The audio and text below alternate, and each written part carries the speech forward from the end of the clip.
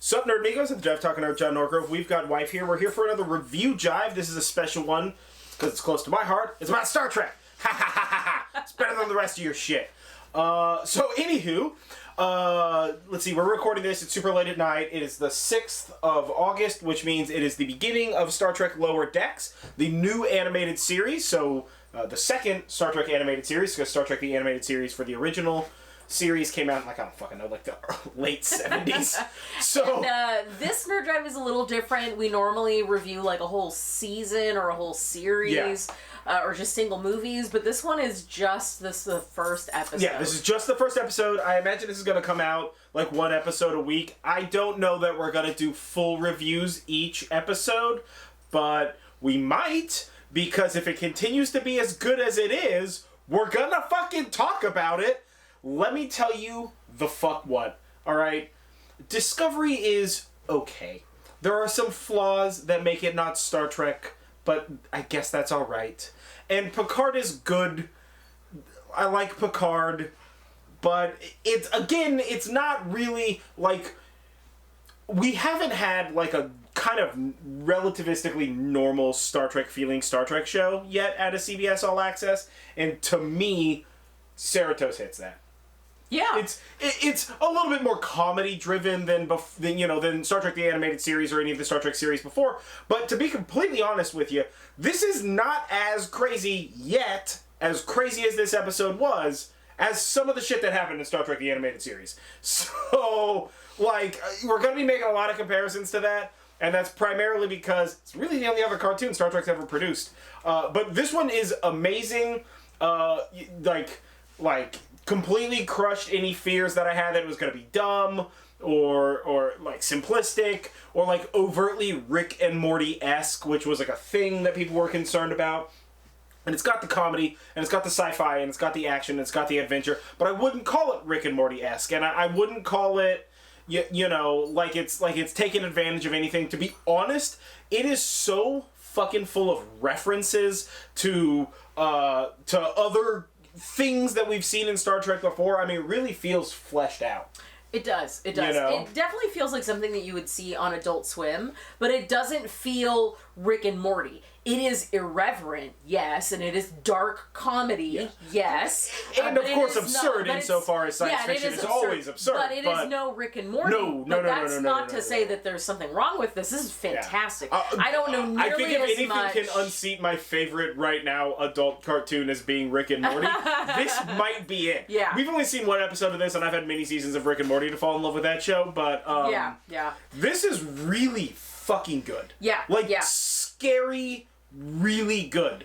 It felt like there was a lot of references. I'm familiar with Star Trek, but not nearly as familiar as you are. She's not tattoo amount of Trek. I'm a Lord of the Rings person. Thanks. Yeah. It's okay. That's right. It's okay to be wrong. It's okay to be wrong. I'm incapable of such feats. Comment below of such feats. It was still enjoyable to watch, even though I wasn't like uber fan of it, where I like know every single reference. I still knew a lot of references. I don't think that the references took away from the comedy. Oh, most of it was background shit, dude. Yeah, most of it was like way background shit. I think this is enjoyable even if you're not a Star Trek fan. Oh, totally. Oh, okay. We gotta say this. This was on CBS All Access because we're in the United States.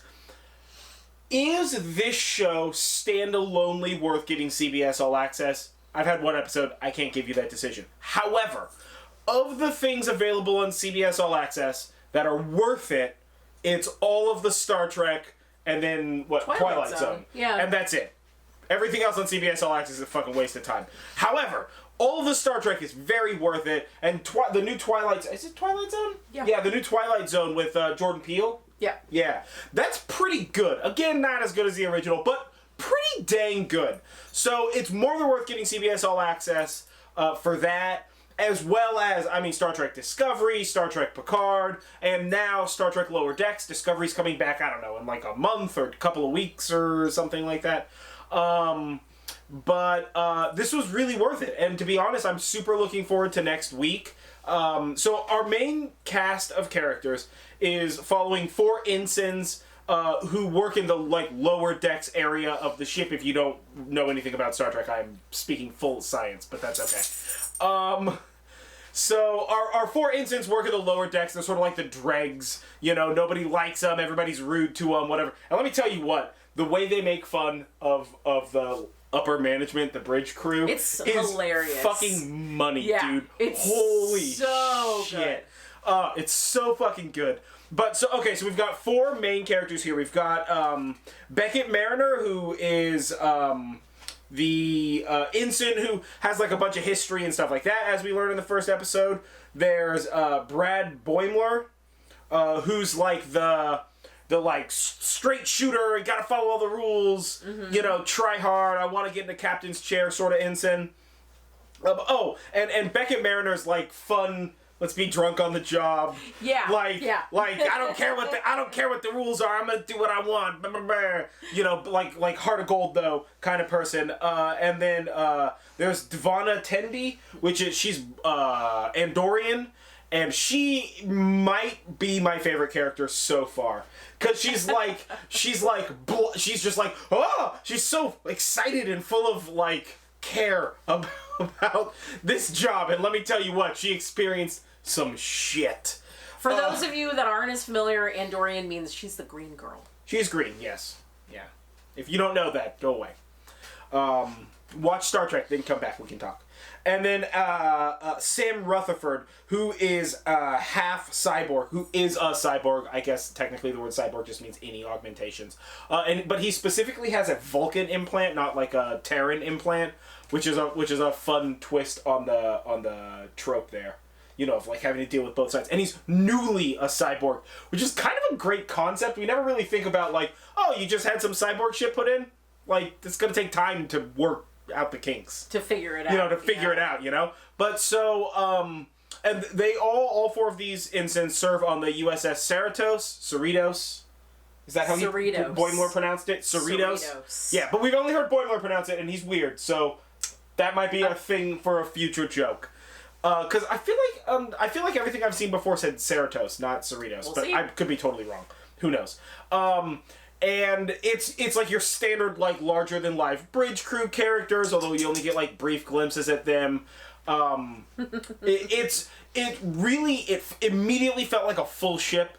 It immediately felt like everybody had a backstory and character development that wasn't shown on screen, that you're like, oh, I want to know more about this character. I mean, this was like genuinely well thought out. People had catchphrases. Yeah, people had like catchphrases. Yeah. People were like doing silly shit. They were pointing out like obvious like when like, and you've seen it in the trailers. Oh, what are you making a captain's log? And they're fucking making fun of Boimler for doing that. This had a really good open. It was a fast-paced cold open, and you just kept moving through the whole thing. There were a little bit of lulls in terms of the action, but there were not lulls in terms of how much attention I was paying to it. And the quality of the content. When you weren't getting action, invested the whole time. You were getting something else, whether it was like comedy, or like character development, or like romance, or like a setup for a joke later on, which is fucking solid money, you know?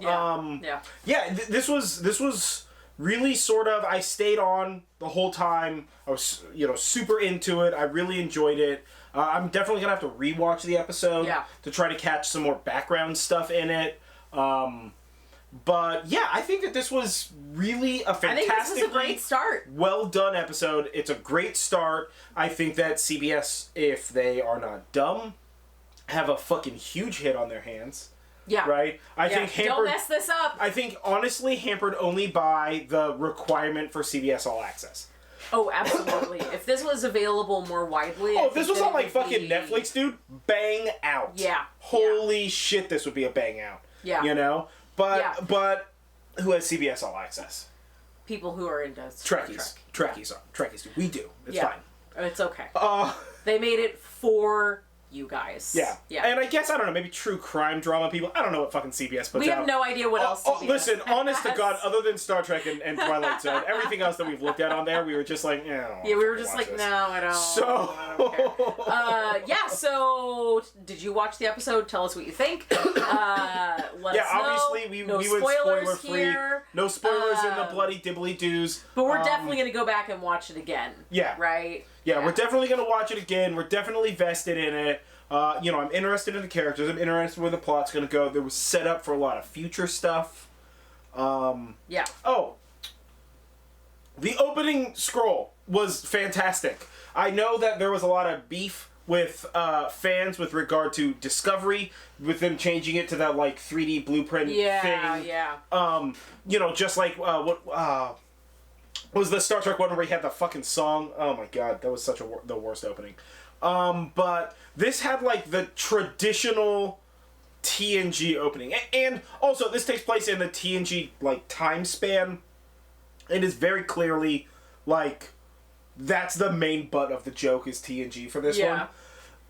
But it's really good. Yeah, it's really good. It's really good. Tell us what you think. Tell us what you think. Who's your favorite character right now? Mine's the Andorian. So let me know all that kind of stuff. Either way, like this video, comment below, share this video, subscribe to this channel, ring the bell, do whatever the thing is that everybody says that I'm uncertain about. Do the thing. Do all of the things. Please, do the thing.